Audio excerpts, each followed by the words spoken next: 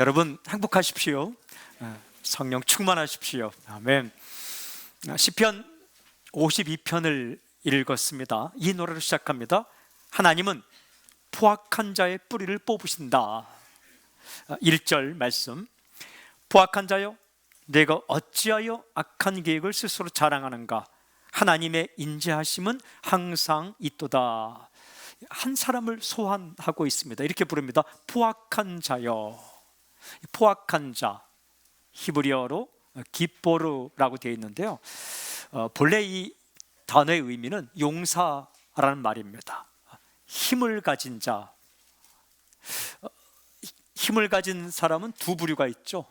그 힘을 정말 좋은 데 쓰는 사람, 또 한 부류는 그 힘을 정말 나쁜 데 쓰는 사람이 있는 거죠. 이곳에서는 부정적인 의미로 쓰였습니다. 그러니까 힘을 가지고 있는데 그 힘이 아주 파괴적이고 위협적인 사람을 가리키는 거죠. 포악한 자요 라고 부르며 시를 시작하고 있습니다. 시편 52편을 좀 더 실감나게 읽으려면 이 노래의 구체적인 배경을 아는 게 도움이 되겠죠. 객관적인 정보가 1절 바로 앞에 표저에 이렇게 나와 있습니다. 다윗의 마스길, 인도자를 따라 부르는 노래. 에돔인 도액이 사울에게 이르러 다윗이 아히멜렉의 집에 왔다고 그에게 말하던 때에, 그러니까 다윗의 마스길, 마스길은 교훈이라는 의미입니다. 그러니까 교훈을 주는 시다라는 의미고, 인도자를 따라서 부른 노래라는 것은 한 명의 인도자를 따라서 여러 명이 부른다. 그러니까 다윗 한 명의 경험이지만 우리 모두의 공통의 경험일 수가 있다라는 의미이고, 이어서 네 사람의 이름이 나옵니다. 도액, 사울, 다윗, 아히멜렉. 그러니까 이 네 사람에게 얽힌 사건을 배경으로 하고 있는 시다라는 겁니다. 이 네 사람에 관한 이야기는요, 사무엘상 21장 20장에 나옵니다. 사울 왕은 다윗을 죽이려고 했죠. 다윗은 사울 왕을 피해서 도망을, 피신을 갑니다. 어디까지 갔는가? 도망을 치다가 놉이라는 땅까지 도망을 갔습니다. 배가 고팠습니다. 먹을 게 없었기 때문이죠. 자기 혼자면 그런 대로 배고픔 참을 수 있겠지만 함께 있는 사람들, 일행들이 배고픈 것을 다윗의 마음에 볼 수가 없었던 거죠. 놉에 갔는데 아히멜렉이란 제사장을 만나게 됩니다. 다윗은 아히멜렉에게 부탁합니다. 먹을 것을 좀 주십시오. 아히멜렉이 말을 합니다. 먹을 것이 없습니다. 하지만 딱 하나 있긴 있는데 진설병이 있습니다. 진설병은 떡병자입니다. 진설에 놓은 떡. 그러니까 제사를 드릴 때에 상에 떡을 진설해 놓고 하나님께 드리는 떡입니다. 새 것을 갖다 놓을 때 이제 이전 것은 물려내죠. 그럼 물려낸 그 오래된 진설병이 있습니다. 다윗은 그것을 주십시오. 그래서 그 떡을 받아서 다윗과 일행들이 먹습니다. 허기를 이제 달래는 거죠. 이 아히멜렉은 또 다윗에게 한 가지를 더 주는데 사울의 칼을 줍니다. 다윗이 골리앗과 싸울 때에 아무것도 가지고 물맷돌로 이겼을 때 사울 왕의 칼, 사울이 쓰던 칼, 그 칼을 가지고 하지 않은데 이 사울이 쓰던 칼, 그것을 다윗에게 줬죠. 그런데 이 광경을 아히멜렉이 떡을 줘요, 아히멜렉이 사울의 칼을 줘요.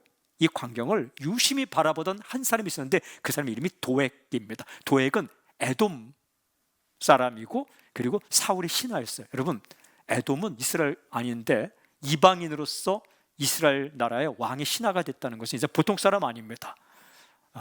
이게 이 사람은 보통 사람이 아닙니다. 욕망도 있고 그리고 아주 꾀도 있는 사람이죠. 근데 이 사람이 이 광경을 보고 있다가 사울 왕에게 고자질합니다. 아히멜렉이라는 제사장이 당신 사울이 그렇게 죽이고 싶어하는 다윗에게 먹을 것을 주었습니다. 칼도 주었습니다. 이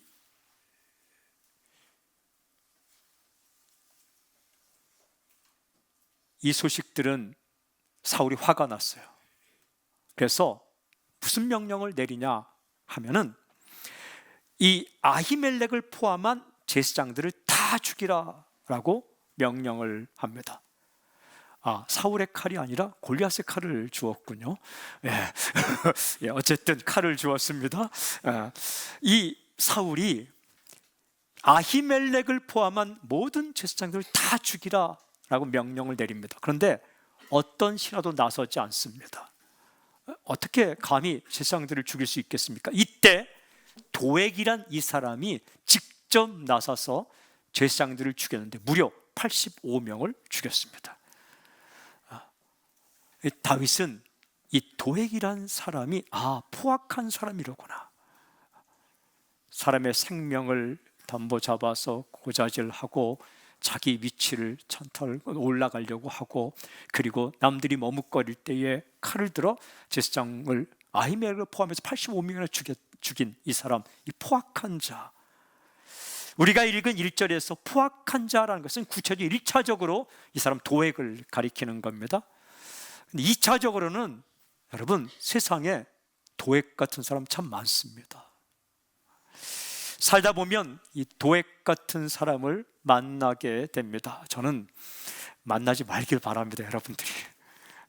하지만 만날 때가 있는 거죠. 만나는 것 자체가 삶이 위험에 빠질 수 있습니다.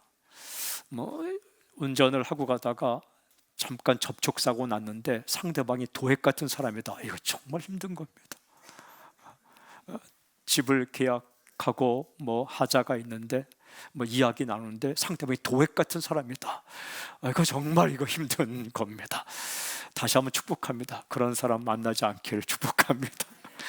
하지만 이렇게 만날 때가 있거든요. 왜냐하면 신실한 다윗, 하나님의 사람 다윗도 도액 같은 사람을 만났거든요. 질문: 이런 포악한 사람은 어떻게 행동을 할까? 다윗은 자신의 경험을 이렇게 들어서 이렇게 시로 표현합니다. 내가 어찌하여 악한 계획을 스스로 자랑하는가?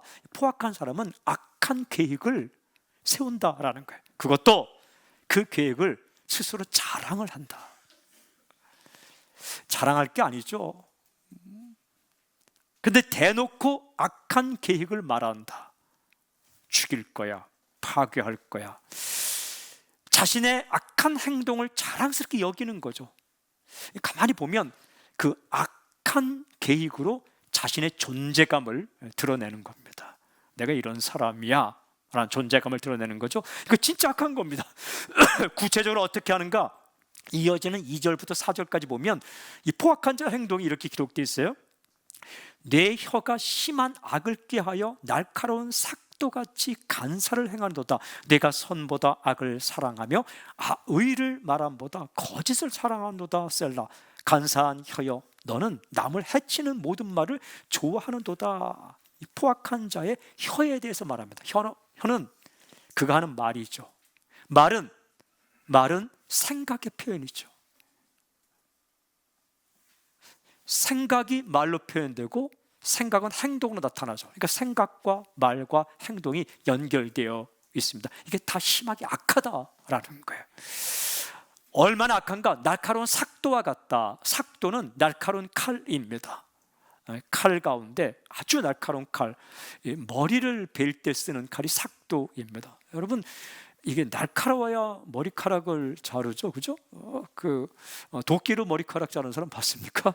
이렇게 날카로운 칼이 삭도인데 그 혀가 얼마나 날카로운지 사람의 마음을 베고 마음을 아프게 하는데 삭도처럼 악하다라는 겁니다. 그 혀로 간사를 말한다. 간사는 사기꾼이라는 의미입니다. 그러니까 거짓을 말한다. 말 한마디가 사람 살릴 수 있고 말 한마디가 사람 죽일 수도 있는 거 아닙니까? 그런데 그 혀로 거짓을 말하고 악을 말하면서 사람의 마음을 벤다라는 거죠. 이런 포악한 자의 혀에 대해서 시적으로 이렇게 표현합니다. 너는 남을 해치는 모든 말을 좋아한도다. 제가 이 구절까지 읽다가 제가 이렇게 써놨습니다. 나쁜 사람. 나쁜 사람이죠, 이 사람. 남을 해치는 말을 결정적으로 이렇게 표현합니다. 선보다 악을 사랑하며, 그러니까 선을 사랑하고 악을 미워해야 되는데 선보다는 악을 사랑한다. 이거 뭔가 단히 잘못된 사람입니다, 그죠? 비비꼬인 사람입니다. 뒤틀린 사람입니다. 선이 무엇입니까? 딱 맞다, 좋다라는 의미예요. 딱 맞다, 좋다. 옷을 입었는데 딱 맞다, 그리고 보기 좋다. 이게 선, 토브라는 말이에요. 하나님의 의도에 딱 맞다. 이게 선입니다. 여러분, 하나님의 의도가 무엇일까요? 하나님의 뜻이 무엇일까요? 그것은 당신도 행복하고 당신이 다른 사람을 살리고 행복하게 만드는 것. 이게 하나님께서 당신을 향한 뜻이에요. 나는 내가 행복하게 살았으면 좋겠어. 그리고 너로 인하여 네 곁에 있는 사람도 행복했으면 좋겠어. 이게 당신을 향한 하나님의 의도예요. 그 의도에 딱 맞게 살아가는 게 선입니다. 그런데 이 포악한 사람은 그렇게 살지 않는다는 거예요. 제가 다시 성경 읽어보니까 인간이 수없이 많은 말을 하죠. 얼마나 말을 많이 합니까? 아마 한 사람이 한 말을 기록하려도 다 기록할 수 없을 거예요. 그렇죠? 이 지구상에 있는 모든 사람들이 하는 말을 다 기록하려면 어떻게 기록합니까? 근데 그 수많은 말 가운데 인류 최초로 한 말이 무엇일까? 창세기 2장 23절에 보면 최초의 인간 아담이 최초의 또 인간 하와에게 한 말이 나옵니다. 창세기 2장 23절, 이는 내 뼈 중에 뼈요 살 중에 살이로다. 인류가 입을 열어 한 수많은 말 가운데 최초의 말입니다. 얼마나 아름답습니까? 얼마나 선한 말입니까? 이런 말입니다. 그대는 남이 아니라 또 하나의 나입니다. 다르게 말하면 그대와 나는 서로 다르지만 하나입니다. 오늘날 말하면 내 통장이 내 통장이고 그 다음 내 통장이 내 통장, 이것까지 안 가더라도 그런 얘기입니다. 그대의 아픔이 내 아픔이고 그대의 눈물이 내 눈물이고 그대의 행복이 나의 행복입니다. 그대의 웃음이 나의 웃음이고 그런 얘기예요. 내 뼈 중에 뼈, 살 중에 살이다. 얼마나 아름답습니까? 생각해 보십시오. 이 말하는 아담은 어땠을까요? 내가 이런 얘기를 평생 하고 살아야 되는가, 이렇게 힘든 게 아니라 행복했을 거 아닙니까? 이 말 듣는 하와는 얼마나 기분이 좋았을까요? 정말 좋았을 거 아닙니까? 이렇게 말하고 이렇게 생각하고 이렇게 사람을 대해주는 것이 하나님의 의도예요. 그 딱 맞게 말하고 사는 것이 선입니다. 그런데 이 포악한 자는 악을 행한다. 악이란 말은 히브리어 라인데, 라는 뭐냐면 하나님의 뜻에 맞지 않는 것, 이것입니다. 죽이는 말, 포악한 말, 남을 해치는 말, 부정적인 말, 둘 사이를 이간시키는 말, 상처 주는 말, 거짓말, 그렇게 말하고 그렇게 생각하고 그렇게 행동한다. 결국 본인도 불행하고 남에게 고통을 가져오는 그 행동을 더 사랑한다. 그것을 무용담처럼 자랑한다라는 거죠. 그러면서 자신의 존재감을 드러낸다. 포악한 자, 마치 푹 빠져 있는 거예요. 거기에. 제가 책을 읽어보니까 이 포악한 자를 이렇게 표현하고 있더라고요. 마치 악을 행하기 위하여 자신의 모든 것을 포기할 준비가 되어 있는 것 같다, 이렇게 표현하고 있습니다. 악에 취해 있고 악행에 도취되어 있는 그것을 인생의 자랑거리로 자신의 인생의 무용담처럼 말하는 질문, 이런 사람은 결국 어떻게 될까? 어떻게 될까요? 다윗은 이 포악한 자의 인생에 대해 이렇게 노래합니다. 5절, 그런즉 하나님이 영원히 너를 멸하시며 너를 붙잡아 네 장막에서 뽑아내며 살아있는 땅에서 네 뿌리를 빼시리로다. 셀라. 이렇게 말합니다.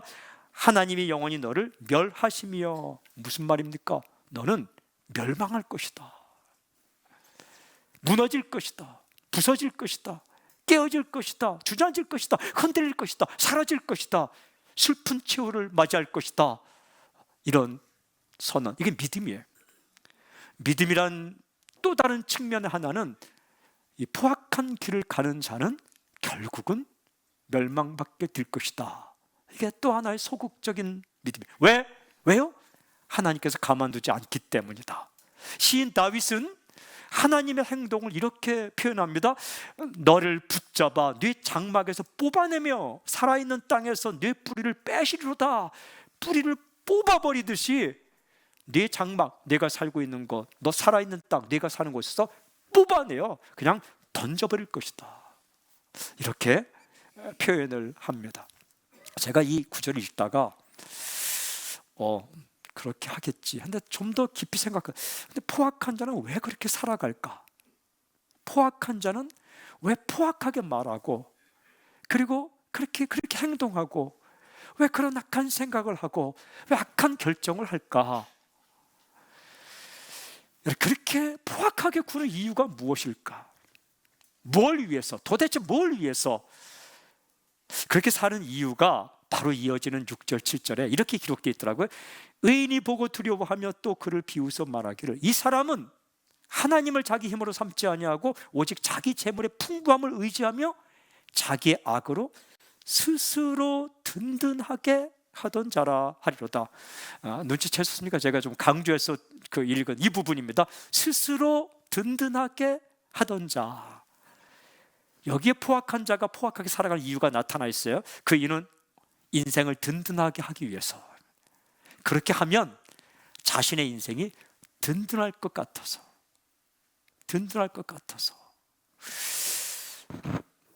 무슨 말입니까? 살아남기 위해서, 뽑히지 않기 위해서.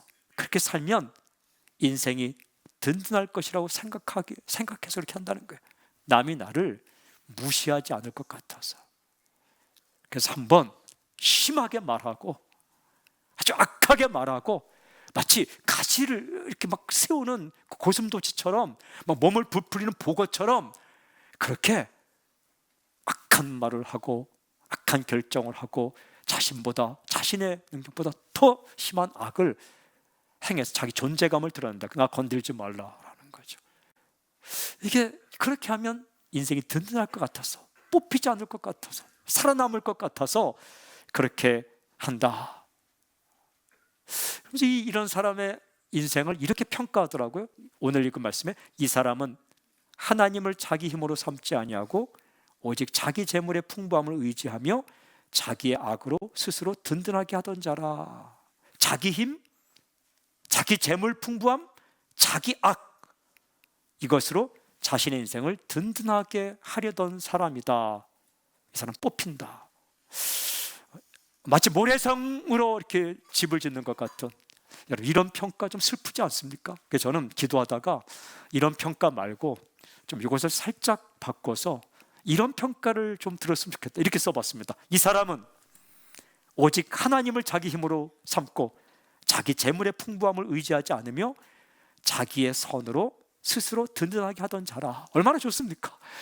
아니, 묘비명에다 이렇게 쓰면 좋겠어요. 이 사람은 오직 하나님을 자기 힘으로 삼고 자기 재물의 풍부함을 의지하지 않으며 자기의 선으로 스스로 든든하게 하던 자라.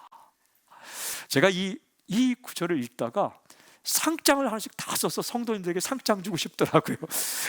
이 사람은 제가 어릴 때, 아주 우리 아이들이 어릴 때 상장을 준 적이 있습니다. 학교 가면 상장 주지 않습니까? 그죠? 상장 받으면 기분 좋잖아요. 받아보셨잖아요, 그죠? 기분 좋잖아요. 근데 제가 가만 생각하니까 우리 아이들이 너무 착한 거예요. 그래서 상장을 줘야 되겠다 해갖고 문방구에 갔더니 세상에요, 학교에서 주는 상장과 비교할 수 없을 만큼 화려한 상장이 문방구에서 팔더라고요. 봉황이 그림이 있고 훨씬 더 크고 훨씬 더 화려하고 훨씬 더 괜찮은, 근데 이렇게 그 빈 공간이 있어요. 그 당시에는 뭐 컴퓨터가 없었기 때문에 이제 제가 붓펜을 사다가 썼습니다. 상장, 이름 누구 생년월일 딱 쓰고, 위 사람은 아빠 말씀을 잘 듣고 엄마 말에 순종하며 밥도 잘 먹고, 아주 어리니까 어릴 때 뭐 학교 공부 안 하니까 밥도 잘 먹고 놀기도 잘함으로 이에 상장과 부상을 수여함. 그래서 아빠 누구 엄마 누구 이름 쓰고 거기다 도장 딱딱 찍고 날짜 써 딱 줬습니다. 부상과 함께. 좋은 거잖아요, 그렇죠? 그 존재에 대해서 한동안 저희 집 현관문을 열면 그 신발장 위에 그 상장이 있었습니다. 이렇게. 가장 잘 아는 사람이 그 상장 준 거예요. 여러분, 정말 우리 인생에 대해서 이 표현, 이 사람은 오직 하나님을 자기 힘으로 삼고 자기 재물의 풍부함을 의지하지 않으며 자기 선으로 스스로 든든하게 하던 자라. 이런 평가를 받을 수만 있다면 얼마나 좋습니까? 저는 선포합니다. 포악한 자의 인생이 아니라 정말 선하고 아름다운 인생을 살아가는 당신이 되기를 저는 선포합니다. 질문, 어떤 인생을 살아야 할까? 도대체 어떤 인생을 살아야 할까? 시인 다윗은 직유법을, 시적 표현을 사용해서 이렇게 노래합니다. 나는 하나님의 집에 있는 푸른 감람나무 같다. 8절 9절. 그러나 나는 하나님의 집에 있는 푸른 감람나무 같으며 하나님의 인자하심을 영원히 의지하리로다. 주께서 이를 행하셨으므로 내가 영원히 주께 감사하고 주의 이름이 선하심으로 주의 성도 앞에서 내가 주의 이름을 사모하리이다. 그러나 나는, 이렇게 시작합니다. 무슨 말입니까? 포악한 자는 그렇게 살다가 뿌리째 뽑히지만, 그러나 나는 어떤 인생을 살고 있다는 건 이 표현이 쑥 들어옵니다. 나는 하나님의 집에 있는 푸른 감람나무 같으며. 일단은 뽑히지 않고 서 있습니다. 그리고 하나님의 집에 서 있다. 하나님을 바라고 하나님을 소망하고 하나님 말씀을 붙잡으며 하나님의 뜻에 딱 맞는 선을 행하며 서 있다. 푸른 감람나무. 제가 궁금해서 감람나무에 대해서 한번 찾아서 연구를 해봤습니다. 키운 적은 없지만 책을 통해서 감람나무는 올리브 나무입니다. 근데 처음 알았는데요, 올리브 나무가 상록수라고 합니다. 사시사철 같은 색깔. 근데 짙은 녹색입니다. 언제나 푸른 나무가 올리브 나무입니다. 그리고 이 올리브 나무가 생존력이 대단합니다. 본 나무 줄기가 죽어도 거기서 새로운 가지가 나와서 또 다시 살고, 그러니까 굉장히 아주 계속 생존하는 생존력이 대단한 나무가 올리브 나무입니다. 감람나무는, 올리브 나무는 정말 효용 가치가 대단해서 먼저 그 열매 식용으로 먹습니다. 우리 레스토랑이나 어디 가면 샐러드 나올 때 올리브 이렇게 나오지 않습니까? 피자 먹을 때도 올리브 드시고 싶죠. 어쨌든 그렇게 올리브가 몸에 굉장히 좋고, 그 다음에 이 기름으로도 훌륭하게 쓰입니다. 여러분 계란을 프라이 같은 거 할 때 올리브 기름도 쓰지 않습니까?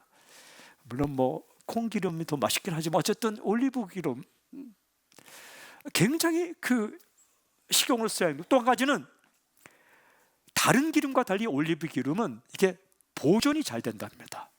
유통기한이 아주 오래 가는 특성을 가지고 있고요. 또 위생을 위해서 비누로도 제작이 됩니다. 올리브 기름으로. 또 한 가지는 치료를 위해 크림으로도 만들어집니다. 올리브 열매에서.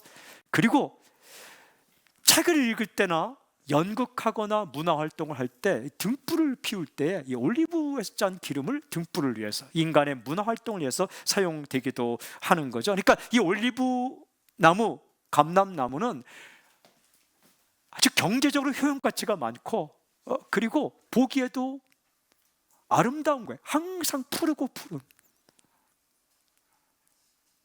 날씨에 관계없이 늘 푸르고 푸른, 그것도 짙은 녹색. 보기 아름답습니다. 유익합니다. 풍성합니다. 든든합니다. 그렇게 살고 싶다는 거예요. 그렇게 살고 싶다는 거예요.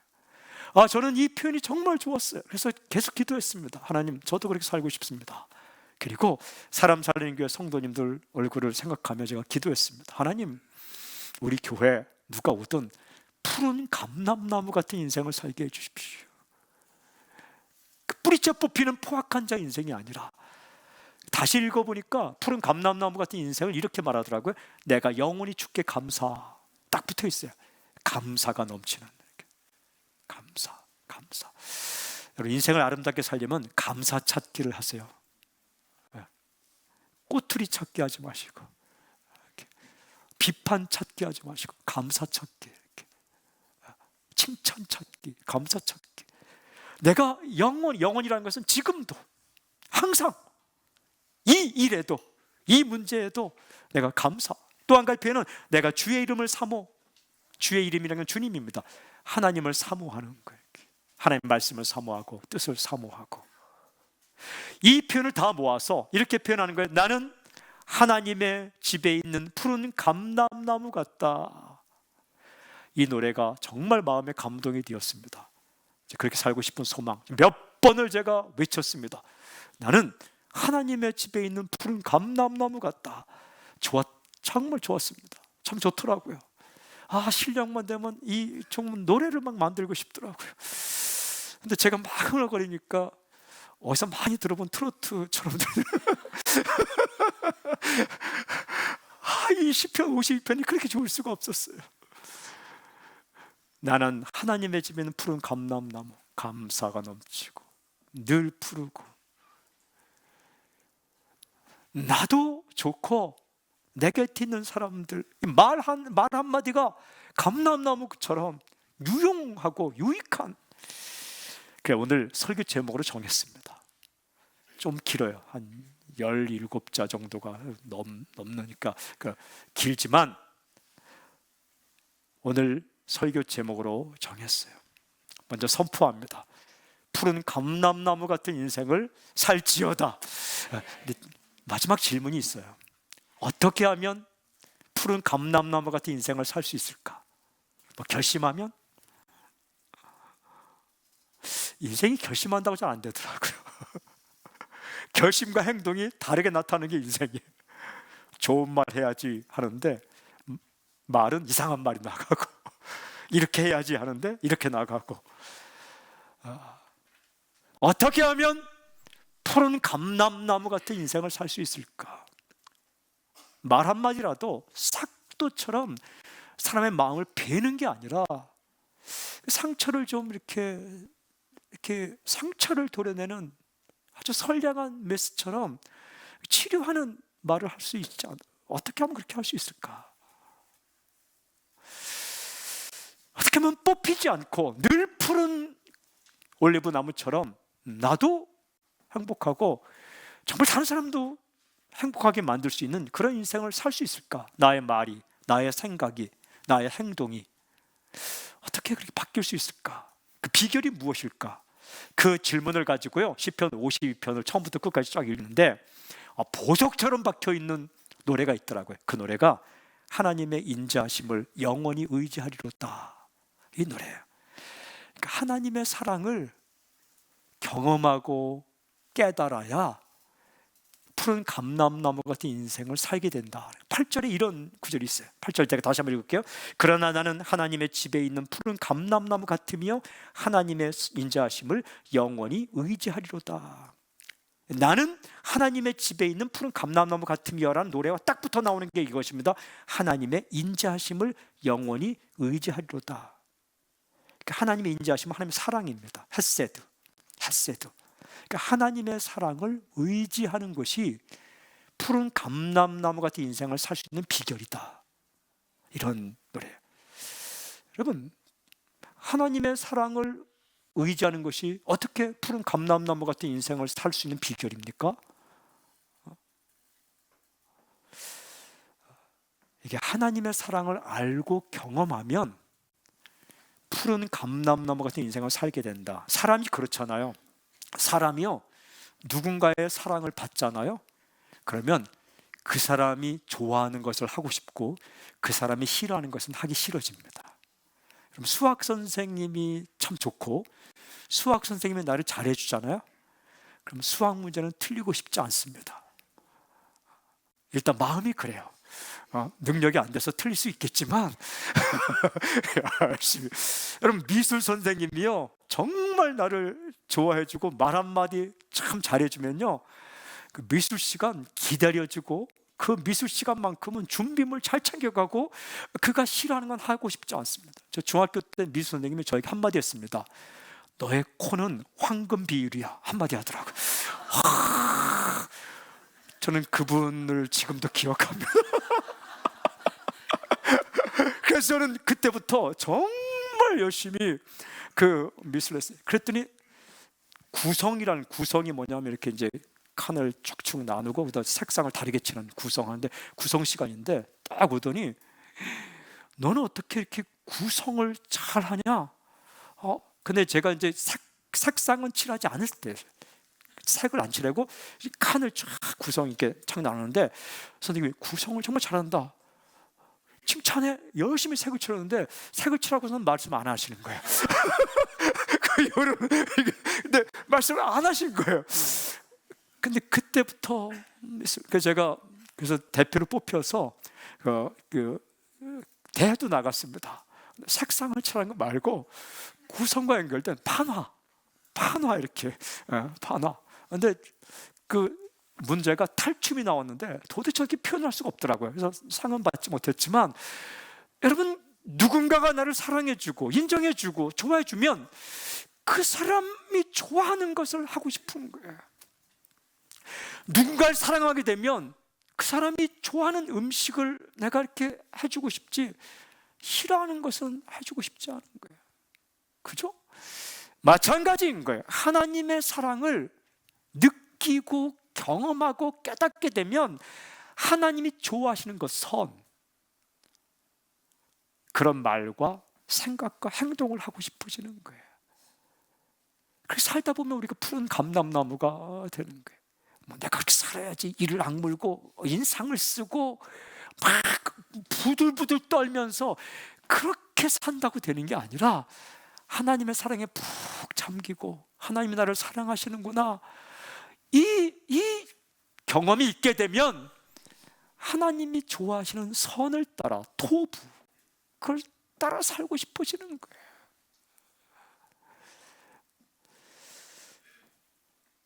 이 목회자도 성도들의 사랑을 충분히 받으면 막 목숨 겁니다. 여러분이 저를 정말 사랑해 주셔서 제가 요즘 얼마나 막 설교에 목숨 걸는지 몰라요. 그리고 눈을 부릅뜨고 막 그냥 막 보기 때문에, 성도도 마찬가지입니다. 그죠? 목회자가 한마디 하면 또 뭐 가족이 그런 거고, 친구가 그런 거고, 하나님과의 관계가 그런 건 거죠. 그래서 제가 이제 기도했어요. 하나님의 사랑을 많이 주세요. 하나님, 저를 많이 사랑해 주세요. 하나님의 사랑을 많이 주세요. 나를 많이 사랑해 주세요. 우리 사람 살리는 교회 성도님들 많이 사랑해 주세요. 기도하는데, 그렇구나. 하나님의 사랑을 알면, 하나님의 사랑을 의지하게 되고, 하나님의 사랑을 의지하게 되면 푸른 감람나무 같은 인생을 살게 되는구나. 사랑을 많이 받았으면 좋겠다. 그렇게 기도하는 가운데 놀라운 영적 비밀 하나를 발견하게 됐어요. 다시 시편 52편을 처음부터 읽어보니까 1절에 이런 구절이 있더라고요. 하나님의 인자하심은 항상 있도다. 그 1절에 있어요. 1절에 하나님의 사랑, 인자하심은 항상 있도다. 이 구절이 어디 나오냐 하면, 포악한 자의 인생은 이렇다, 포악한 자는 뿌리째 뽑힐 것이다, 요 부분에 나와요. 그래서 사람들은 이게 좀 혼동돼요. 포악한 자의 인생에 대해서 말하다가 갑자기 툭 터져서 1절부터 하나님의 인자하심은, 사랑은 항상 있도다. 이것을 어떻게 번역하냐면 의역을 해요. 이렇게 의역합니다. 왜 하나님의 인자하심을 거부하고 악을 행하는가, 이렇게 의역을 해버렸어요. 왜냐하면 이 하나님의 사랑은 항상 있도다라는 것이 앞부분에 나오는 것이 이해가 안 되기 때문에 직역을 하지 않고 의역을 했다는 거예요. 근데 저는 이 의역 마음에 안 들어요. 직역, 하나님의 사랑은 항상 있도다. 쉽게 풀어오면 하나님은 언제나 나를 사랑하신다, 이런 이야기가 1절에 꽉 박혀 나오는 거예요. 굉장히 중요한 겁니다. 이런 의미입니다. 내가 하나님의 사랑을 경험하고 느낄 때뿐만 아니라 내가 하나님의 사랑을 깨닫지 못할 때도 하나님은 언제나 나를 사랑하고 있다. 여러분, 그렇습니다. 하나님은 언제나 당신을 사랑하십니다. 하나님의 손은 여기까지 와 있는 거예요. 내가 붙잡으면 그 사랑을 느끼는 거고, 하나님의 사랑은 여기까지 와 있는 거예요. 내가 그것을 받아들이면 경험되는 거죠. 그러니까 우리가 하나님 나를 많이 사랑해 주세요 라고 기도할 것이 아니라 언제나 나를 사랑하시는 그 하나님의 사랑, 그 하나님의 사랑을 내가 느끼고 경험하게 해주십시오. 저는 여러분이 하나님의 사랑에 민감할 수 있길 바랍니다.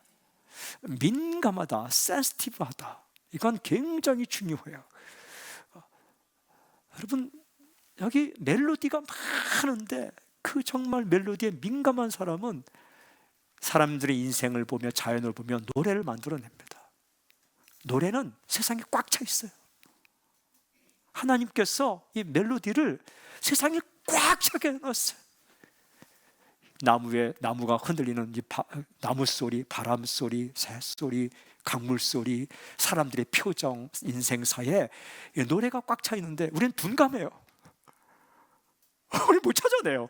하지만 센시티브, 민감한 사람들은 그 아주 작은 속에서 이렇게 그것을 찾아내서 노래를 만들어요.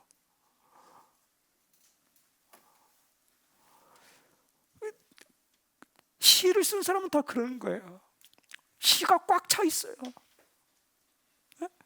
여러분, 그림 그릴 게 꽉 차 있어요. 그냥 사진 찍기 꽉 차 있어요.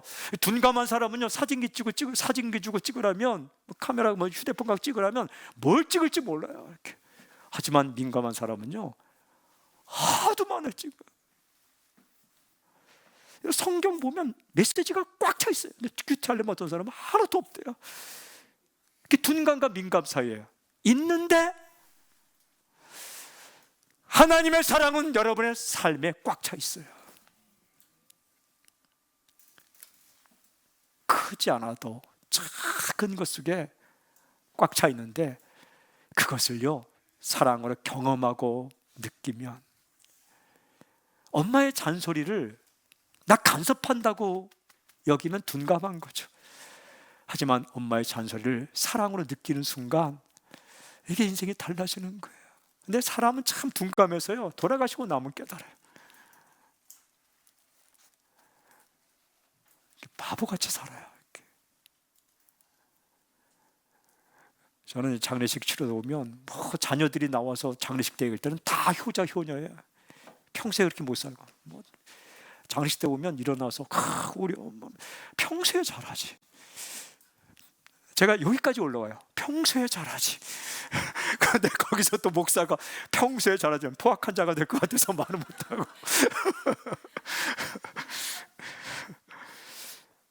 하나님의 사랑은 당신의 인생에 꽉 차 있는 거예요. 설령 당신이 원하는 길로 가지 않을 때도 하나님 사랑하셔서 그렇게. 그래서 내가 하나님의 사랑을 의지하고 경험하는 것은 내가 잘나서 그런 거 아니에요.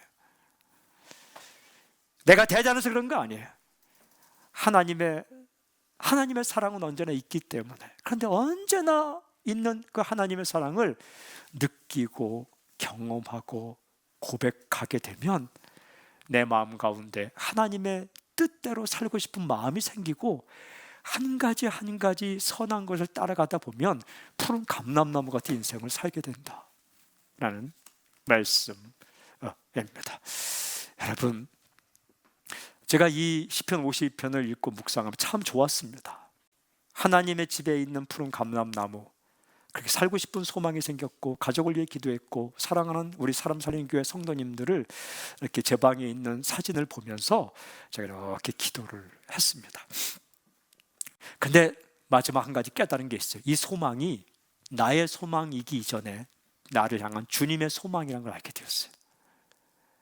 내가 원하고 바라는 것보다 주님께서 나를 향해 더 이런 삶을 살기를 원하고 바란다는 사실을 깨닫게 되었어요. 주님의 말씀, 요한복음 15장 5절 6절, 나는 포도나무요 너희는 가지라. 그가 내 안에 내가 그 안에 거하면 사람이 열매를 많이 맺나니 나를 떠나서는 너희가 아무것도 할 수 없습니다. 사람이 내 안에 거하지 아니하면 가지처럼 밖에 버려져 마르나니 사람들이 그것을 모으다가 불에 던져 사르느니라. 그렇게 잘라져서 불쏘시개로 쓰여지는 나뭇가지처럼 살지 않고 열매를 많이 맺는 가지처럼 살기를 원한다. 그 비결은 내 안에 거하라. 주께서 말씀하셨어요. 그런 인생을 너희가 살았으면 좋겠어. 이것이 예수님께서 십자가에 달리시기 전에 하신, 제자에게 하신 말씀입니다. 주님의 소망이에요. 주님의 마음이에요. 당신이 뿌리째 뽑혀지는 포악한 자 인생이 아니라 늘 푸른, 그리고 본인도 행복하고 남도 행복하게 하는 푸른 감람나무처럼 살기를 원하는 것이 나의 소망이기 이전에, 당신의 소망이기 전에 주님의 소망이에요. 사랑하는 성도 여러분, 주님은 지금도 당신을 사랑하세요. 당신의 건강에 관계없이, 일어난 사건에 관계없이 지금까지 살아온 한 발짝 한 발짝이 주의 은혜 아니면 그렇게 설 수 없는 거예요.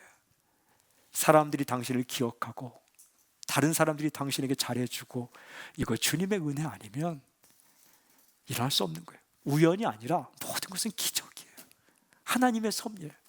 Not accident, 우연한 것이 아니라 but providence, 하나님의 섭리, 하나님의 돌보심으로 우리가 살고 있는 것, 밥 한 끼 먹을 때도, 숨 쉬는 것도, 우리가 주의 말씀을 듣는 것도, 그 사랑을 더 경험하고 깨닫고 느낄 때에 우리 인생은 달라질 거예요. 여러분, 시편 52편의 이 노래, 나는 하나님의 집에 있는 푸른 감람나무 같다, 이 노래가 당신의 노래, 당신의 인생이 되기를 주님을 선포합니다. 그렇게 향하실 주님을 찬양합니다. 아멘. 주님을 높여 드립니다. 할렐루야. 아멘.